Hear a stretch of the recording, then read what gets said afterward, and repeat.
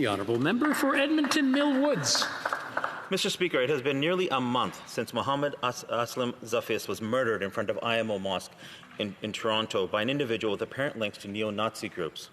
Studies have shown that since this government took power, the number of white supremacist groups in Canada has increased by over 300%.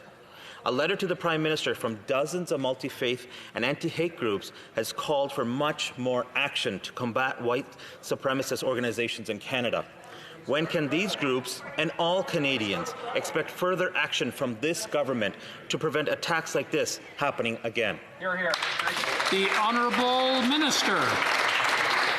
Thank you very much, Mr. Speaker. And I want to thank the member for this very important question. And I also want to advise him that I've had the opportunity to speak with the leadership at IMO to express not only our condolences, but to discuss appropriate actions. Canadians all have an expectation that their government will keep them safe, and we are all concerned about growing right-wing extremism, hatred, purveyors of hatred and violence online in particular. And that's why, Mr. Speaker, we've quadrupled the funding for security infrastructure programs. And I've reached out to the IMO to make sure that they know that's available. And we have invested in research and support programs to empower. The honourable member for Kildonan St. Paul. Mr. Speaker, the Anti-Racism Action Plan was announced to much fanfare over 1 year ago. Since then, the minister has not provided a single community group with promised funding, and Black, Indigenous, and other cultural groups are still waiting. Now, dozens of anti-hate and multi-faith groups are calling on this Liberal government to deliver results in combating hate groups that are putting Canadian lives at risk. The Liberals are dragging their heels when it comes to getting funds to racialized community groups.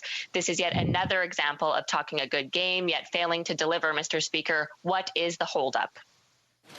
The Honourable Minister. Mr. Speaker, I appreciate the opportunity to answer this question and to provide the House and all Canadians more information.